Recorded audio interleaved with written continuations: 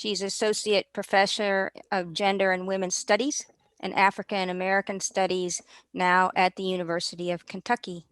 She has experience in teaching both at Maryville College and at UK. And she serves as Department Graduate TA Coordinator at UK. Her research and teaching interests include social movements in the African diaspora, women in politics, Black, Indigenous, and people of color, and feminist theory, as well as issues of race and politics in the USA and around the world. She's published in books and in peer-reviewed journal articles, and we all know her as an outstanding advocate for both women and against racism, which is the reason that we invited her to speak tonight. Tonight opens a three-part series about systemic racism that the Huddle is hosting. Tonight is the March meeting. April, we will address 150 years of economic inequality with the speaker, Marion Wanamaker. And then in June, we will address Confederate monuments and memories with the author of a book on that subject. So this is part one, and I'll turn it over now to Dr. Henderson. So it's all yours, Frances. Thank you so much for that kind introduction. Can you all hear me? Okay, thumbs up. Okay, I do this every day. I've been doing it a year and a half in terms of teaching classes on Zoom, and I still have technical difficulties and hiccups. Case in point, I went to print my presentation and my printer ran out of ink. So what I'll do is I will be using two screens here, and I will share from this one and I will read from the other one. First, let me just say how nice it is to see all of you all. It feels like home. It's so good to see you all and to be able to be in conversation with you all. If at any point you can't hear me or audio goes out or whatever the case may be, just let me know and we'll go from there. At this point, I'm going to go ahead and share my screen.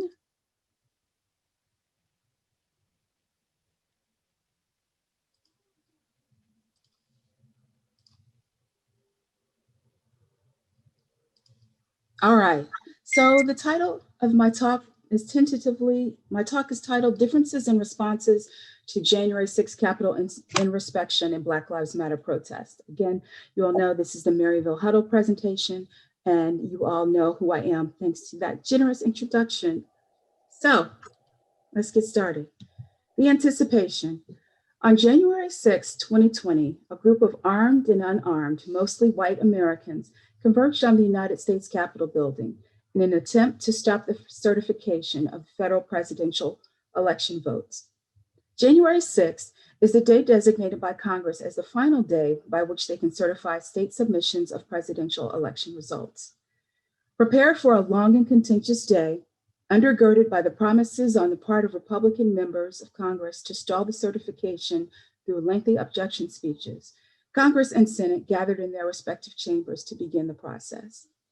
Outside of the halls of Congress, down the street from the Capitol building, former President Donald Trump spoke at a March to Save America rally, which was designed to address what he and other Republicans had been calling the stolen election. At this rally, Trump and other Republicans continued making unsubstantiated claims about voter fraud, the tossing out of ballots, and rigged voting machines, among other claims, in an attempt to invalidate Joe Biden's win in the eyes of his MAGA followers, as well as other Americans. President Trump called his supporters through various means and surrogates, literally, to come to the Capitol on January 6th to protest the counting and certification of the Electoral College votes. As early as December 19th, he tweeted to his followers, "See you on January 6th. It's going to be a blast."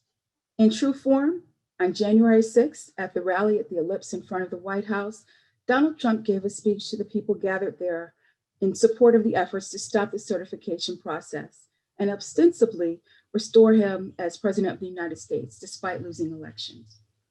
While the plans and the permits for the rally had only requested and received clearance for a rally at the Ellipse, the rally coordinators, Women for America First, had planned to encourage people to go to the Capitol building to protest.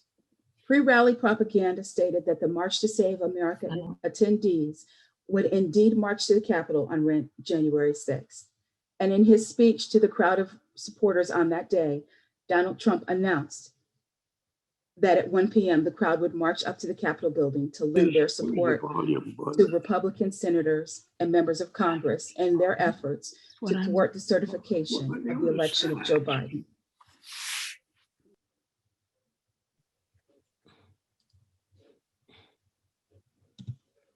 What happened? Buoyed by Trump's rally speech and at his direction, at 1 p.m., March to Save America rally attendees marched to the Capitol building to protest outside of it. There they met up with already rowdy protesters who were trying to intimidate Capitol Police and overrun flimsy security barriers. Within minutes, the crowd of MAGA supporters, Proud Boys, 3%ers, and other racially and ethnically motivated extremists overran the small force of Capitol and DC police surrounding the building. News cameras beamed images of angry, white, Stop the Steal rioters wearing QAnon, MAGA, and other white nationalist gear. They waved Confederate and neo-Nazi flags as they bulldozed their way through the police line, stormed the Capitol building stairs, and scaled the side walls, all while ripping down scaffolding, American flags, and other symbols of American patriotism in their attempts to get into the building. Black Capitol and DC police recall their sheer terror and feelings of helplessness as protesters hurled racial epithets and threats at them. And conversely, we see the images of some white Capitol police opening barriers, taking selfies with rioters, and essentially stepping out of the way to allow access up the Capitol stairs. Finally, a mob of rioters ascend up the stairs en masse and begin to breach the actual Capitol building. Using American flagpoles, bear spray, fists, water, spit, tasers, knees, boots, and other unidentified weapons, insurrectionists forced their way to the Capitol, assaulting officers, breaking windows and doors, demanding where to know they're counting the votes. Insurrectionists roamed the halls of the People's House in an attempt to stop the certification of the people's votes. How did this happen? So many asked, shaking their heads in disbelief.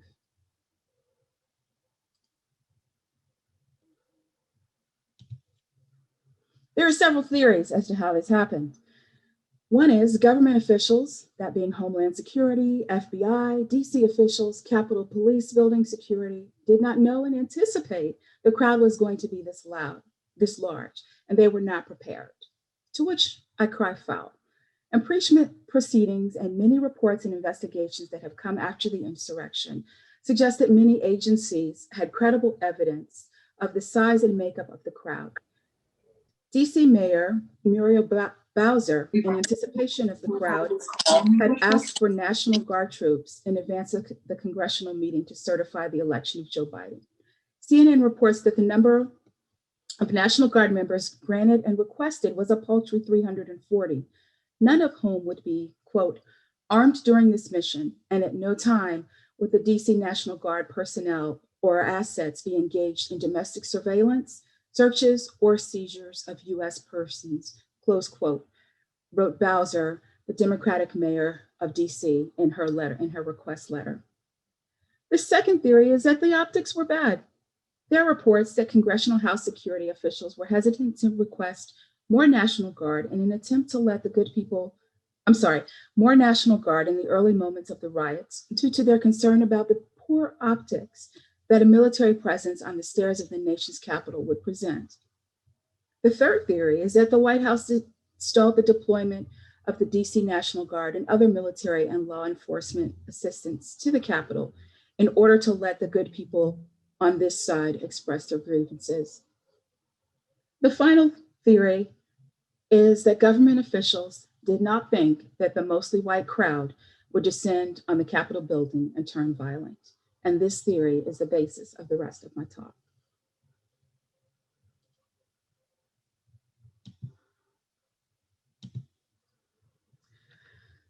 Many of us watched events unfold in real time, mouths agape, stunned. Most of us will never forget where we were or how we felt as we witnessed what at the time seemed like the fall of democracy, or at least an attempted coup. What did you think when you saw it? Where were you? What were you doing? These are questions that our children's children will ask us. And in an attempt to make sense of the events unfolding, I texted my political science friends and former colleagues and asked them, what the hell is happening here? Unable to process the grief and the anger, I listened and read their text, dazed as my friends confirmed that what I was witnessing was indeed really happening and was being allowed to happen.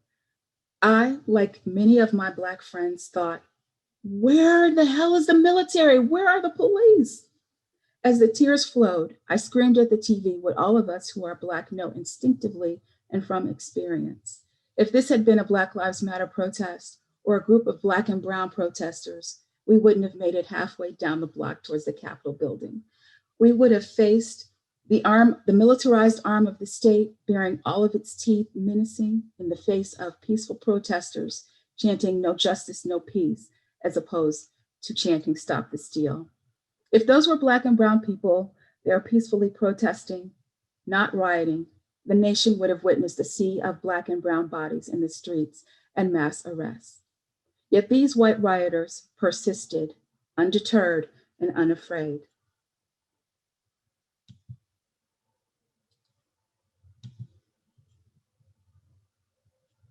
Here, Joy Reid shares her thoughts.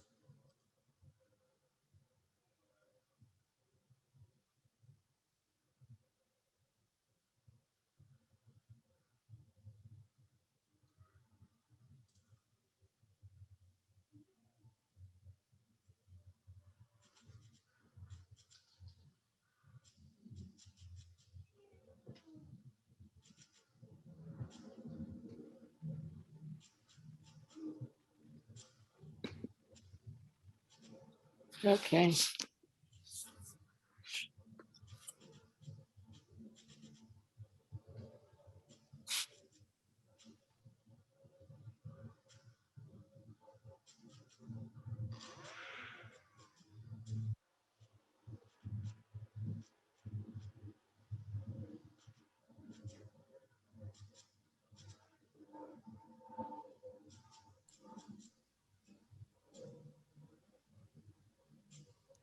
Are you frozen, Francis?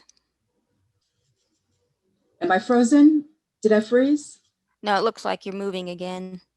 Are we just, Okay, you can't see the video of Joy Reid? no, we can't. Ah, okay. All right, let me see if I can fix that. I'm gonna stop my share here and go back to share screen,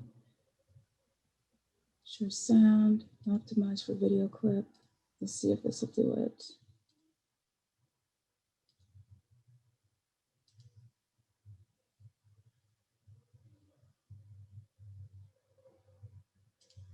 People were so unafraid Can you hear it of the now? cops who were sparsely distributed Yes, through yes. our capital, which hasn't been breached since 1812 when it was burned. The reason they could easily and casually, with their cameras on, film themselves throwing things through the walls of our Capitol, our property, going inside the Capitol, sitting in Speaker Pelosi's office, casually take pictures of themselves, have that played on Fox News, they know that they are not in jeopardy because the cops are taking selfies with them, walking them down the steps to make sure they're not hurt, taking care with their bodies, not like they treated Freddie Gray's body. White Americans aren't afraid of the cops. White Americans are never afraid of the cops, even when they're committing insurrection, even when they're engaged in attempting to occupy our Capitol to steal the votes of people who look like me, because in their minds, they own this country, they own that Capitol. Well, you get the point, right? Like I said, this is still a learning curve for me, but you heard with Joy what she said. You heard her expression of outrage, of frustration, and of the reality of the fact that had these been people other than the white protesters, that we would have seen a much different scene. Can you all hear me and see my screen now? Yes. Okay, all right, awesome, thank you. All right, and I think this is a really powerful photo that kind of exhibits the entitlement, right? The depth, if you will, of entitlement and white resentment and white rage that these protesters felt, right? You see this flyer here says, "We the people will bring DC to its knees. We have the power," right? So the nation, no, the world, saw a majority white mob storm and defile the US Capitol with impunity and entitlement. We saw them say, "This country is ours. You will not take from us what is ours. If we must defend it against you through illegal means, we will, and we will face no consequence for it." And we watched the Capitol Police, overwhelmed, underprepared, being overtaken, being overtaken by white insurrectionists. Some instances we saw law enforcement officials treating insurrectionists gently, giving them space. And in other instances, we saw Capitol Police literally being crushed and trampled as they attempted to protect the nation's leaders. Princeton University Chair Professor of Black Studies, Eddie Glauc Jr. reminds us that white political violence is not new. It is a critical and endemical feature of American political history, be it by way of coordinated state-sanctioned responses to changes in national demographics or coordinated militia activity backlash against legal and social advances made by Black, Indigenous, and people of color. The white response to perceived attacks on the white American way of life has been to threaten to or to deploy political violence as a way to shore up white supremacy. White people are the pinnacle of the heteropatriarchal racial hierarchy that undergirds American social, economic, and political institutions. As such, they are not seen to pose an existential threat to the racial order, to American institutions, or to American democracy. They are those things. Subsequently, they are only seen as trying to maintain them. They are often viewed as demanding to keep what they see as theirs, a system that is already established to protect and reward them. Thus, in an attempt to protect the American way of life, the performance of white political violence is an effective and acceptable way to restore order and balance, which can only be done through the restoration of white supremacy through the use of violence. This is demonstrated by the choice of slogans used to frame the rallies in Washington, D.C. on Certification Day. Catchphrases such as "Stop the Steal" and "March to Save America" framed the rallies. The question becomes, save America from what? Stop the steal from what and from whom? Thinly veiled beneath these slogans is a resentment that informs white rage over the fact that Black and brown voters could wield so much political power at the ballot box and unseat Donald Trump. The post-election run-up to the Capitol insurrection, Republicans argued that Donald Trump and his MAGA supporters were well within their rights to demand recount after recount of the ballots cast in overwhelmingly Black and Latino districts where Trump lost. Of course, Donald Trump is within his right to use the courts to try to stop the counting and certification of the electoral results from urban areas where Blacks mobilized and voted in unprecedented numbers to defeat him, they said. By all means, Stop the Steal protesters should come to Washington. There's no need to worry. Let them blow off some steam at the March to Save America rally. What harm could they do, they asked. In the minds of these elected officials, political pundits, law enforcement, whites involved in the attempts to disenfranchise the Black and Latino electorate through this protest, later insurrection, posed no clear and present danger to others or to democracy. Instead, they saw whites exercising their rights of full citizenship. What we saw was whiteness facilitating a violent overrun of the Capitol building with and by white people with no consequences. We saw citizens exercising their right to say that we saw white citizens exercising their right to say that this country is theirs, to mean it, to believe it, to know it, and to have the state behind them to enforce it.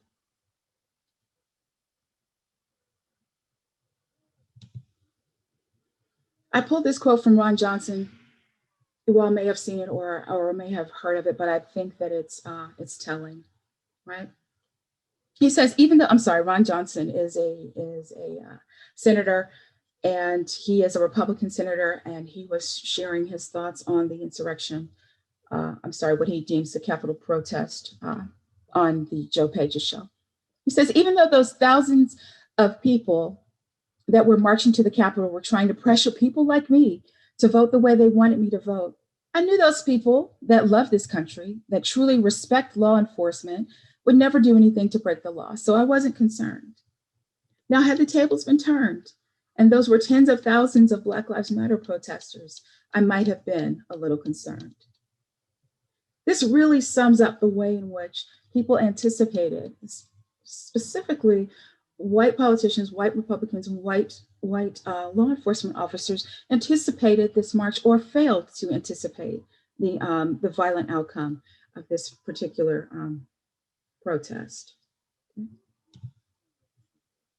A brief comparison of the levels of police preparation for the Black Lives Matter protest in June of 2020 and the preparation for the March to Save America protest demonstrate the disconnect between white resentment and its potential to manifest as white violence. The preparations for the March to Save America, made on the part of the Capitol Police and DC National Guard, included very little. Let me back up. The preparations for the Black Lives Matter rally, made on the part of the Capitol Police and DC, and the deployment of several law enforcement agencies to clear the crowd at Lafayette Square, says much about the racialized apprehension with which these two events were met. During the Black Lives Matter march on the Capitol in June, we saw military police in full military gear with tear gas, rubber bullets, and pepper spray deployed to assist riot-ready Lafayette Park police who were in military fatigues with the clearing of the square of a group of vocal yet peaceful protesters. In an overwhelming show of force, military vehicles of police, law enforcement on foot, police on horses used tear gas, pepper spray to clear the area in what could have easily been a news clip from a dictatorship.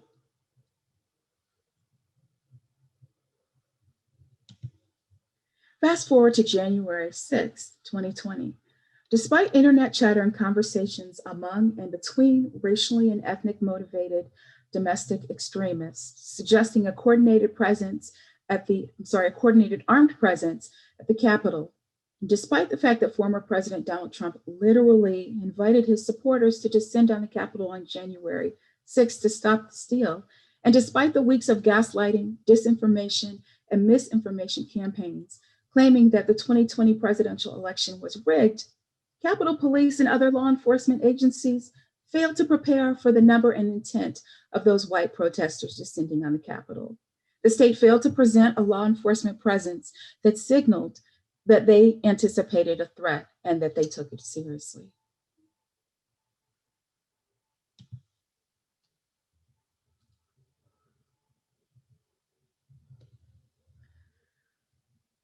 This is not who we are, I heard time and time again. Yes, it is. This is not who we are as a country. Surely, this is a group of far-right fringe rioters who clearly do not represent the mainstream of America. This condemnation was often accompanied by the wringing of the hands and gnashing of teeth at the manifestation of white privilege displayed at the Capitol insurrection. Surely, folks said, these people do not represent the rest of the country, except they are not the French, and they do represent the views and sentiments of many in mainstream white America.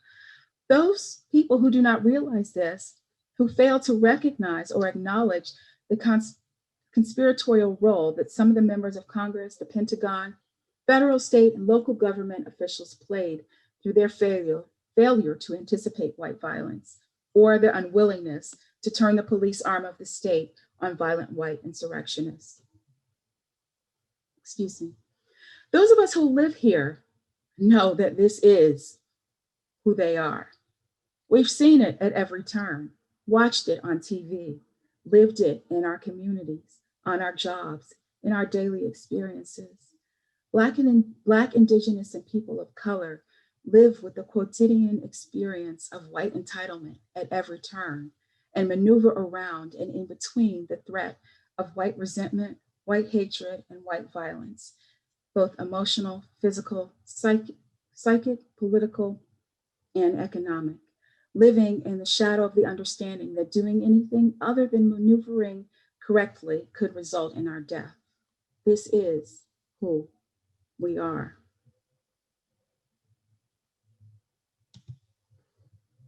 Delusions of Black criminality and otherness undergird what Eddie Glaude refers to as the unattenuated citizenship of Black, Indigenous people of color, Black and Indigenous and people of color, arguing that there are different registers at which citizenship operates in the USA. Glaude succinctly sums up the difference in access to citizenship rights between white and non-white people. He says, there are some white citizens, quote, there are some white citizens that have the right to protest, and there are other people who are viewed as citizens but don't have the right to protest, who are often viewed as those people who should be grateful. This is a citizenship that is not a robust citizenship like the ones that whites enjoy. White Americans believe that this country is theirs and that everyone else should be grateful to be allowed to be in it, end quote. This limited citizenship is reflected, or perhaps a manifestation of limited voting access and rights. It is also duly reflected in the intense scrutiny and the police presence at peaceful Black Lives Matter protests. And it is manifest in the ways in which some people are given the benefit of the doubt, or even marked as patriots, while others are marked as criminals for partaking in the same activity of protest. There is a value gap for white and Black lives in this country. White lives, at least those who are considered patriots as they protest, seem to matter more. Delusions of Black criminality and otherness are part of a larger American social structure which produces racialized bodies and stereotypes that justify state-sanctioned police brutality.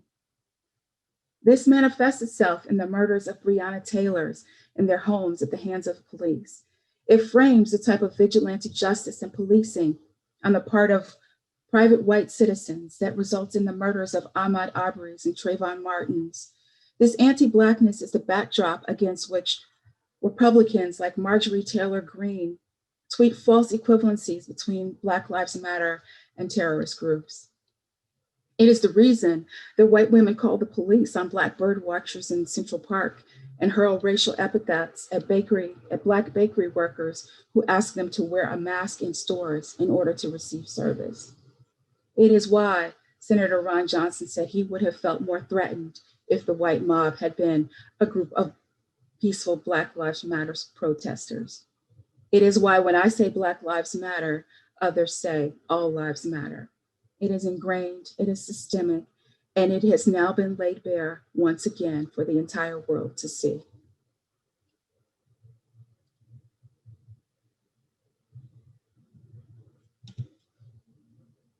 The line connecting the Capitol insurrection to increased Black, Indigenous, people of color voter suppression is dark and thick. For decades, as far back as the post-Civil War Reconstruction period, whites have been trying to limit Black voters' rights by way of poll taxes and poll tests. More recently, the early part of the 21st century saw the gutting of the Voting Rights Act by the Roberts Supreme Court.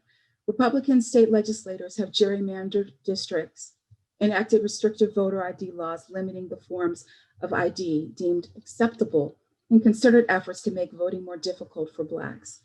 In the run-up to the 2020 election, numerous states purged voter rolls, sought to limit access to absentee ballots and mail-in ballots in the middle of a national COVID-19 pandemic. Upon witnessing the Black voter mobilization machine that Stacey Abrams, Nikema Williams, and other Black women built over the course of 2020, Republican election officials moved and removed polling places, limiting access to those in mostly urban areas, resulting in long lines that snaked around convention center polling places for hours as determined Black people waited for their chance to cast their ballots. And when Donald Trump lost, Republicans cried foul and began to propagate the big lie that culminated in January 6th Capitol insurrection. Since then, lawmakers have proposed at least 250 laws. State lawmakers have proposed at least 250 laws that would limit mail-in, early person, and election day voting and registration. This includes the laws in Georgia, which incidentally, the Georgia governor I saw just before I came on signed the past legislation severely limiting voter access, as well as making it illegal to bring food and drink to people who are waiting in long voting lines, as well as laws in Mississippi, which would eliminate early voting on Sunday, claiming that the practice desecrates the Sabbath, but knowing full well the extensive souls to the polls efforts that we see in Black churches to bring people to the polls after church on Sunday. The central motivation of this majority white Republican voting bloc seems to be the fear of losing power to an expanding Black and brown demographic. The expansion of democratic voting rights the fear about the expansion of democratic voting rights seems to herald this demise. Apparently, Black and brown voters are too much of a threat or matter too much, as evidenced in the insistence that everybody shouldn't be voting, and that while the quantity of the vote is important, the quality of the vote is more important, implying that some votes are worth more than others based on who casts them.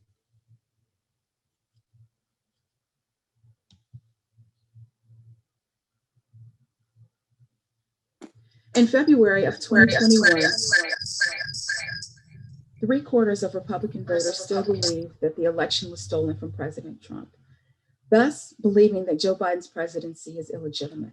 Supporters of former President Trump believe that the rioting and the looting during the BLM protests of the summer, quote, planted the seed in the mind of Capitol mob protesters, end quote. Some saying that, quote, if the Black Lives Matter protests didn't do what they did, I don't think Capitol attack would have happened. According to the Washington Post, 14,000 is the estimated number of arrests made across 49 US cities during the anti-racism protests last summer. To date, 379 people have been arrested and charged with crimes in the matter of Capitol insurrection. What they could not achieve by sacking the Capitol, they will achieve by any means necessary. I leave you with this prescient reminder from Eddie Glaude. He says, but let's be very clear. What we're witnessing here in the proliferation of voter suppression legislation and failure to pass the John Lewis Voting Rights Act is an extension of January 6th. January 6th was just the spectacle, storming the Capitol, leaving feces, threatening the lives of folk in the name of the big lie, in the name of the idea that the election was stolen by those people who lived in Atlanta, in Philadelphia, who lived in Milwaukee. We know what they were doing, right? We know what these people who stormed the Capitol were arguing for, that this country must be a country that remains white in the vein of old Europe, and that this is an extension of that. Whites don't have to sack the Capitol. They just simply have to pass laws to disenfranchise and suppress the votes of folks who should just shut up and be grateful. It's an extension of the seditionists, of the insurrection. It's undemocratic at its core. We must work, end quote. We must work to root out systemic racism in the public sphere, in our schools, our police forces, our electoral processes, and the halls of political leadership, because as Eddie Glaude said, it is undemocratic to its core. Thank you. Now I just want to kind of throw a couple of questions out there or see if you all have any questions, but I want to suggest that the events of January 6th made the disparities plain. In other words, it's kind of lifted the veil, but what does that mean, right? And what does that mean? How, if at all, does it change the work of dismantling systemic racism and systemically racist institutions? And the other question, I guess, is where do we press on and apply pressure in order to continue to seek a just and equitable society in light of the demonstration, if you will, of the lack of regard for the lives of people of color who are exercising their full rights of citizenship. So I'll leave it there and thank you. Thank you very much Francis, can you put your questions back up on the screen? Sure, sure. And for those who want to offer ideas and suggestions and also might have questions, there's two ways to go about that. One, you can, if you have a written question that you'd like to pose or a written suggestion, you can write it into the chat box for everyone to see, and we'll address the information there.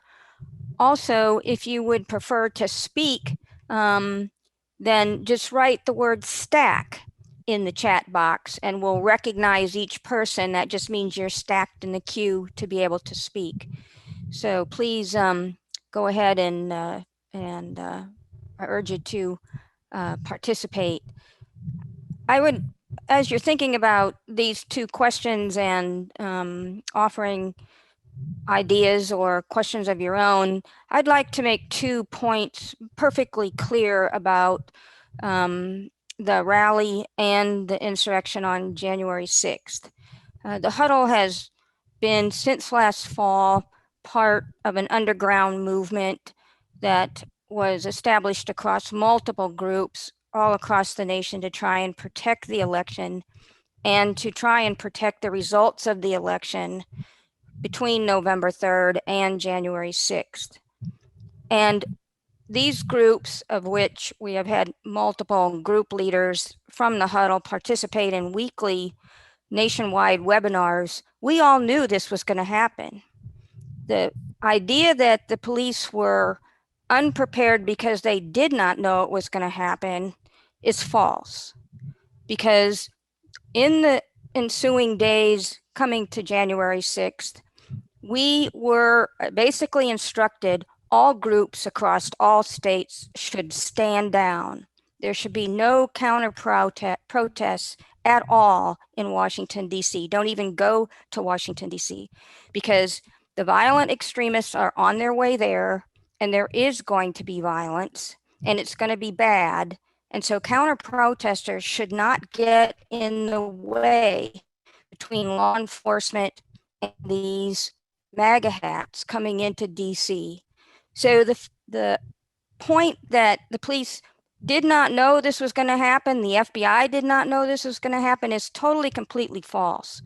Because on the other side, it was amazing to me, all groups, 100% of those working to protect the election and the outcome agreed to stand down. You did not see one counter protest that day. The other thing is that for all of us in the Huddle who participated in the first Women's March with 900,000 other men and women and children on the mall on January 21st, 2017, none of the items that those people brought to the rally were allowed on the mall. No opaque backpacks, no tactical gear, nothing that could be construed as a weapon. You were stopped at the metro stations if you had an umbrella or you had anything sharp or you had a poster that had a pole on it. We would not have been allowed anywhere near the mall with any of the items that those folks brought with them. So this was planned ahead of time and it was allowed to happen. And I'm not sure we're ever going to find out who facilitated the fact that it happened, but no other mass demonstration that takes place on the mall is allowed to have any of these items with them. It's a National Park Service rule, and you can go to their website and find out all the things you're not allowed to bring. So there's a backstory to this. And again, it ties into the fact that protesters for Black Lives Matter were treated different. Women for the Women's March were treated different. Virtually all other Indigenous people demonstrations have been treated different than this rally was treated. So just keep that in mind in trying to view the differences that Francis has pointed out so eloquently. And I'm so glad that you raised that point, right? Because I remember going to the march. I went with my dad, and it was so funny because I insisted that he write like my phone number and my name on his arm in case he like got arrested, just kind of following all of the rules that we had as kind of organizers. And I remember I had a backpack, right? I had a small backpack purse. And I only had like my ID and things like that. And I was told I could not bring it on the mall. I was told I had to discard it and show whatever I had in it and put whatever I had in it that was allowed to take on the mall for this demonstration, for this protest, into my pockets and leave the backpack. Right. It's a rule. Okay. and just the depth and the breadth and the scope to which these things were overlooked, were excused, were used to facilitate, right? Where people, the depth to which people look the other way intentionally was astounding in so many ways. And, people say I was shocked, but not surprised. And I can't really sum it up any better than that.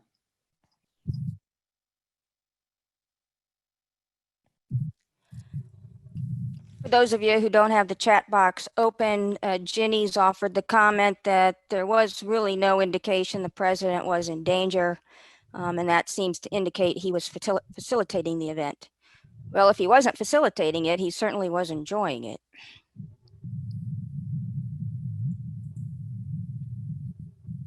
Nina?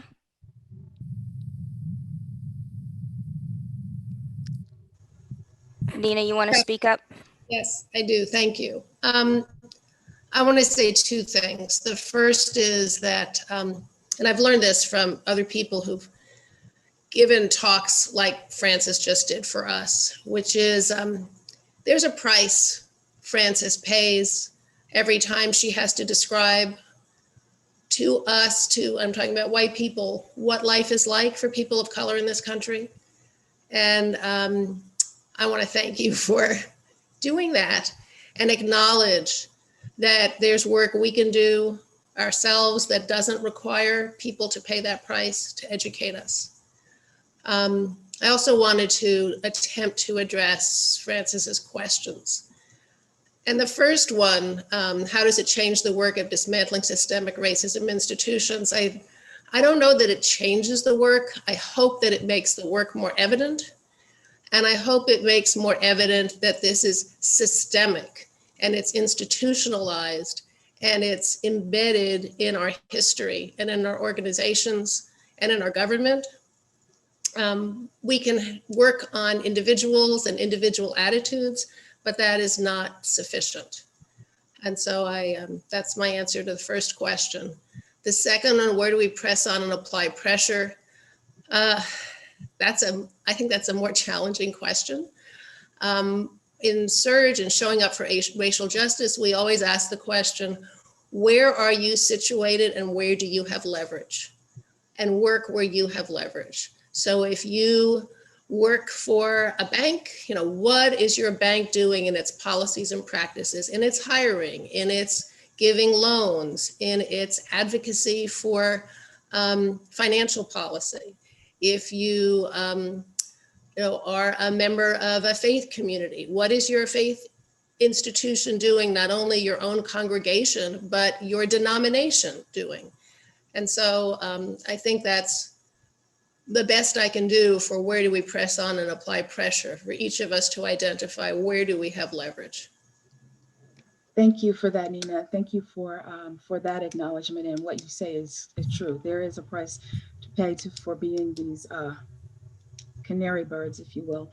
But I also appreciate your response to the questions, especially the second one, right? This idea of where do we press on and apply pressure, of doing it where you are, right? You gave some wonderful examples of the ways in which people, from where they sit, where they work, where they stand, can apply pressure, can in the work that they do, in their daily paid labor, right? The ways in which people can ask questions in spaces where I'm not, in spaces where we can't be, and how this is some of the ways we can do from our own standpoint. We can try to facilitate some of these changes. We have two comments or questions. One question is it possible that President Trump himself specifically ordered the DC police and FBI not to prepare for the violence? Just based on what I know alone, myself, he probably did not issue specific orders. Historically, he hints and his minions carry out what they think he wants, because they were basically sycophants to him. So we do know that there were military people that were involved in delaying the response of the National Guard, because the governor of Maryland and also another governor had guard ready to go, and that the conversations amongst the military were delay, delay, delay. It doesn't appear that he had any direct involvement in those conversations, but interestingly, one of the participants was a general that's the brother of the disgraced general, former General Michael Flynn, who is a big Trump supporter. So the short answer is he probably did not directly order it. Another comment that we have with this is a suggestion is to voice your opposition to lawmakers who want to reduce the number of voting precincts and the hours they're open, voting by mail, ID requirements, and all other ways they're trying to restrict all people from being able to vote.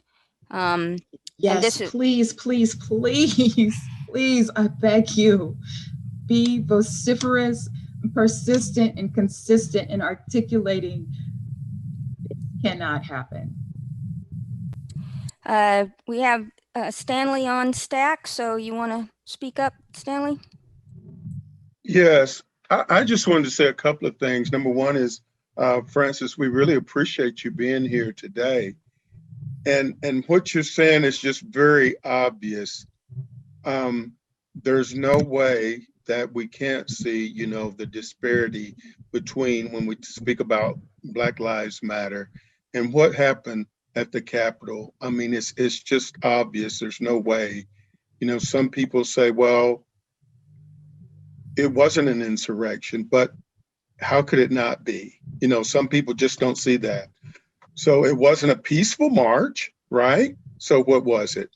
But anyway, so as far as where we actually press on and apply pressure, I think one of the areas we really need to look at in a drastic way is making sure that our youth are put into a position that, number one, as far as when we talk about careers and employment, and also making sure that their minds are opened up to actually what's going on now and what's going on in the past as far as history to get where we are now.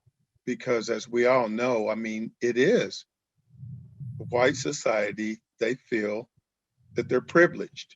It's that simple. It's that simple. And I think being intentional, like I know a number of people are, and letting them know that that isn't a true fact, that that isn't the way that it needs to be. So I think we need to just, you know, be intentional. Thank you for that, Stanley. And I absolutely, I mean, I affirm everything that you've said, right? A lot of it, and the way that we do that, the way that we educate children of color, white children also need this education. All children need this education is through curricular change and by the presence of BIPOC faculty, Black, Indigenous, people of color faculty, teachers, counselors in the schools, right? Beyond the idea that descriptive representation matters, right? In other words, it's important to see someone who looks like me in front of the classroom if I'm someone who looks like me. These perspectives, the perspective that I brought here today is less likely to be brought by someone that is white, and less likely to be valued and articulated in the same way. So without this representation, without people to do, you know, to help facilitate and to do some of this work in front of our children, then we're doomed to see the same things kind of repeat themselves. We have another comment from Carrie, and that is typically a president would be taken to a safe location during anything that was considered dangerous in the vicinity of the White House like this was, but that didn't happen this time. And she rhetorically asks why. Obviously, he didn't run to the bunker that day, did he? I don't think there was a TV in the bunker, and he couldn't see all the people fawning and yeah. And Ruth makes the comment that Tennessee lives with a Republican supermajority in our state legislature, and we'll be talking during the working group update shortly about some of the crazy measures that they are trying to enact. And so it makes it very difficult in this state for us to pass any effective changes here in the state. And I suspect that in some respects, Francis, you're probably in the same situation in Kentucky. I was going to say, Ruth, I'm right there with you. We have a Democratic governor, but for the love of all things Democratic, the state legislature has tied and bound his hands in so many ways, as well as used the state legislature to enact to pass and enact laws that are completely antithetical to a number of the things that we've been discussing here, and a number of the things that many people desire, but cannot achieve due to the fact that, like you said, Ruth, we live in a state with a Republican supermajority. But we also know that part of the I guess the larger battle is to erode, if you will, that supermajority by facilitating people who are not Republican in their attempts to vote, and by making sure that voter suppression does not make it impossible for those people to vote. So that's where our work is for now. That's where our work will continue to be, and hopefully through that work we will see we can bring about an end to these supermajorities. I think also that we have to look at the federal level. I mean, one of the great things that came out of the Women's March was that many more women ran for office than had ever run before. We need to encourage women to run for office. We need to encourage minorities to run for office, for Indigenous people to run for office, and to take high-level positions in the federal government. Because history has taught us that civil rights only marches forward when progress is made on the federal level, not so much on the state level. So while voting is ultimately important on a local basis, I think we're going to need help from the federal level to make some advancement. Would you agree with that? I would agree, but I think that a lot of the time we overlook the power that state legislatures hold, right? The ability that state legislatures have to circumvent, overturn, right, or work around federal statutes. So I would argue that we need on the federal level, but as well as on the state legislative level, all of the things you just said, Ria, about the types of people who need to be running, the types of people we need to support, we need to see them on the state legislative level as well. I agree. We have another comment from Marilyn that she thinks many people have not truly grasped the depth of the problem of white supremacist, white wing violence, and that think they're more empathetic and are more willing to get involved and speak up. We need to give more places for people to speak out who normally are disinclined to speak out, perhaps through communities, churches, where they feel they can more easily reveal their speak up and reveal their vulnerability. Absolutely, you're absolutely right. Yeah, I couldn't say it better than you said. Absolutely. And Ginny asks, what excuses are given that insurrectionists were not arrested on January 6th? It looked like a after football game gathering. Ginny, there were a lot of excuses that were given, none of which I think were satisfactory for the lack of arrest at that moment, right? Most of which were they weren't prepared, right? They weren't prepared and they hadn't anticipated this, right? And I think we saw several people resign, maybe January 7th and the day after, right? That were heads of House Capitol Security, the DC police, a lot of people fell on their knives and were thrown under the bus in an attempt to kind of explain away the absence of arrest on January 6th.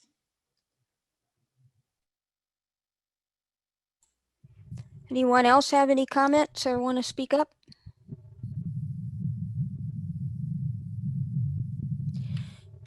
Just to let you know how the rest of the few minutes of the meeting are going to go, we're going to be doing some working group updates and see if anyone has any other announcements and discuss the future huddle meetings for the upcoming months. All of you are welcome to stay. And well, Nina, I think it looks like well, let me just finish my thought. You're all welcome to stay, but you're also welcome to go if you have other things you need to do this evening. But it looks like we have 2 more people wanting to speak up. So Nina, you're next on stack. Thank you. This may not need to be said, but all of the terrific suggestions that were made about things that we could do, we can be doing those things together. That as individuals, some of us have more influence than others, but together, united, when we have a delegation, when we have critical mass, we're less stoppable, maybe unstoppable. So I want to encourage, if you have an idea, find a bunch of other people to do it with you. It's important for solidarity and for keeping going when there are obstacles in your path. And we also have much more impact when we work as a group than we do as individuals. Thank you for that thought. Jenny, you're on stack. Well, I just asked the question about people not being arrested is another example of how people with white privilege walked away from the scene. And we've seen that in the last 2 weeks where white men with AR-15s have killed multiple people and lived to tell about it, while George Floyd merely supposedly passed a fake $20 bill, and Breonna Taylor was asleep in her bed. And I just think that it breaks my heart that we keep seeing these examples of how white people get away with stuff and Black people don't live to tell about it. So true. White people get literally away with murder. Anyone else? Francis, we really appreciate you spending your evening with us. So good to see you. It was good to see you all too. Appreciate your insights and your perspective. Hopefully we can have you back again. All right, I'm going to sign off. Stay well, everyone. Okay.